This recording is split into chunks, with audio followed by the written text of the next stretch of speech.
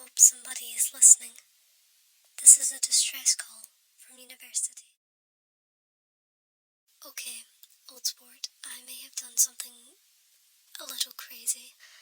Maybe a few crazy things. I have a lot to catch you up on. To start, it might sound ridiculous to you, maybe, but I put a piece of paper with the symbol from the camera footage on Thalia's desk, with a note signed by me, asking if she recognised it at all. Hear me out. I know that she does come back sometimes, as she did when she took her radio with her once before. For some reason, the agency allows her to visit her own setup. Perhaps only if it helps them, maybe. I'm unsure. But she must be monitored to some level, as under no circumstances can she see me. She's protecting me, still, after all this time. Nevertheless, I left the paper there in hopes she'd maybe return, and I waited, stationed across from that old building, the one with the flickering light. It was, and still is, flickering with Thalia's last message. All that means is that there's nothing new. I believe I did what she wanted me to. Move on. And while you could argue over my progress on that, I've certainly found myself a distraction. A single C size of distraction, to be exact. If you remember from my recent call, old sport, I was monitoring single C until the camera was broken by a man with a mysterious symbol on his back, the same one I left at Thalia's place. As soon as the camera cut to black, I grabbed my old trusty lunar bike and rode as fast as I could. I decided that I should go see the expansion of Single C with my own eyes. And no, old sport, it had expanded. In general, the sinkholes have continued to grow at an unprecedented rate, yet it is still unusually slow for a naturally occurring sinkhole. So often do you just see these things fall into themselves at a speed where no one can run fast enough from it. Yet, with Single C proved to be unnatural, it had almost doubled in size that night by the time I had reached it. No one was around.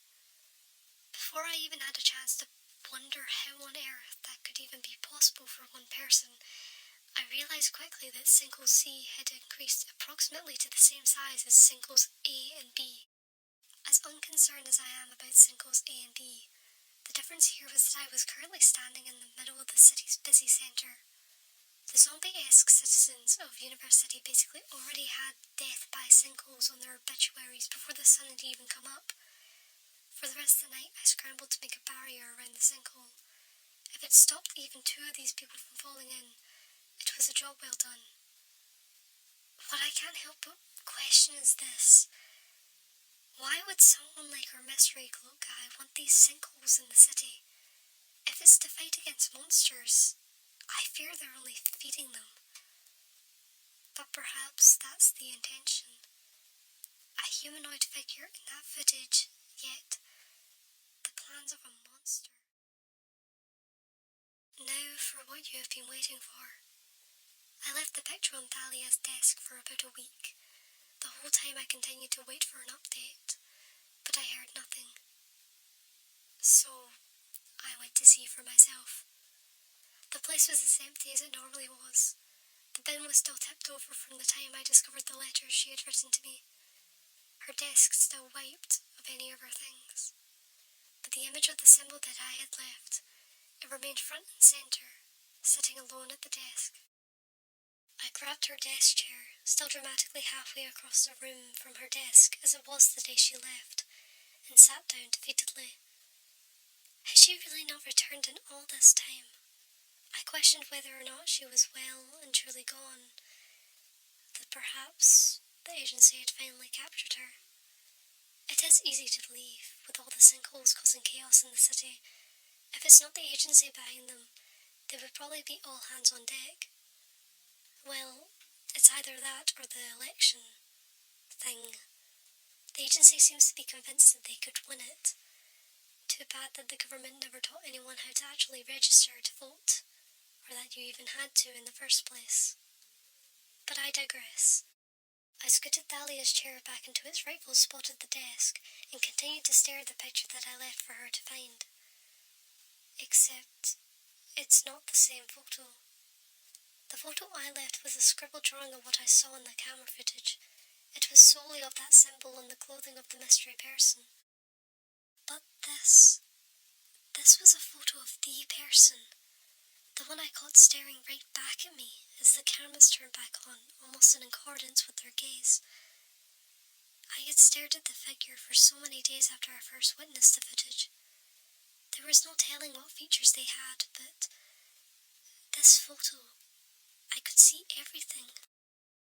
They still wore this cloak, the same one from the footage, with the same symbol and everything, yet their face was exposed, albeit slightly covered by their layered hair swooping down into place.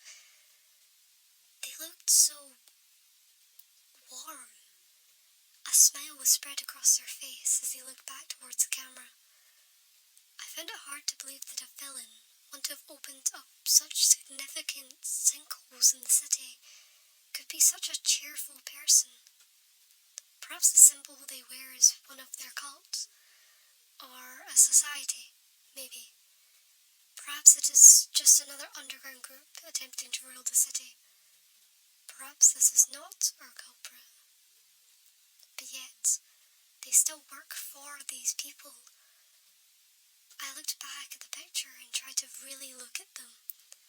Their eyes were covered in these super fashionable, at least to the city standards, sunglasses, casting the reflection of the camera in the photographer's hand.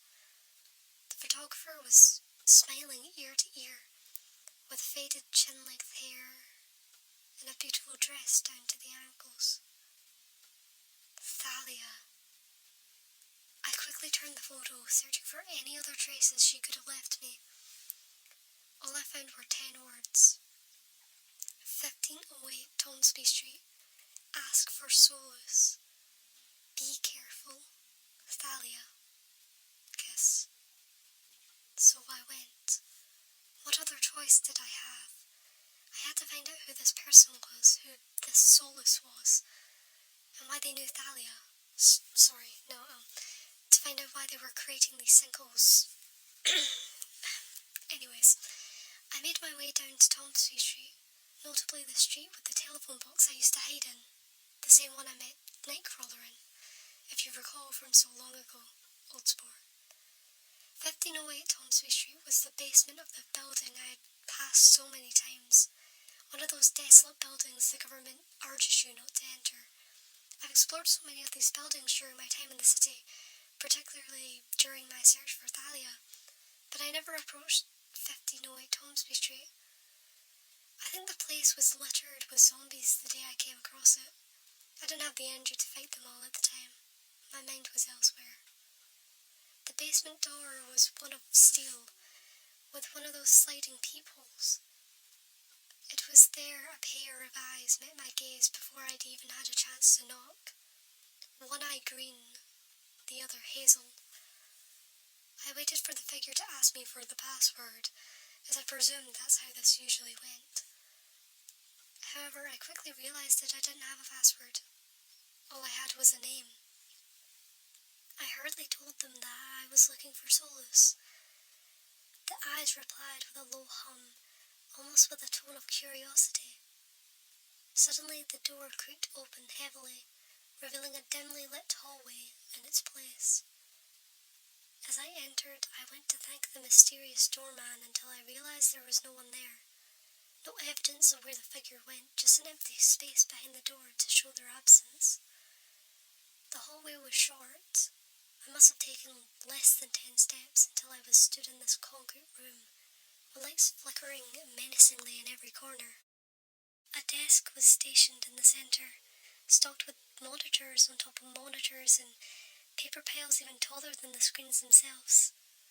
Behind everything was a pinboard with red string frantically drawn across it, seemingly piecing together a mystery I couldn't quite see.